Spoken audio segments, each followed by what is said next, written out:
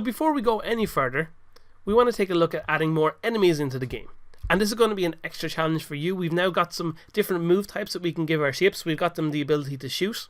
So I've gone ahead and added a couple of enemies into the game here. But what you should do now is go and create a variety of enemies yourselves that have different move types. They move to different positions on the screen. They attack in different ways. So say for example, these guys all shoot. These guys up here only hurt the player when they run into them. But what you should do now is go and create a bunch of these yourself.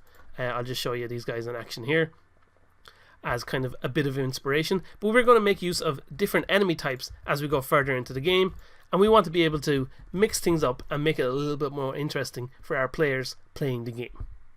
So go ahead now and create some more enemies for us to destroy. Konnichiwa.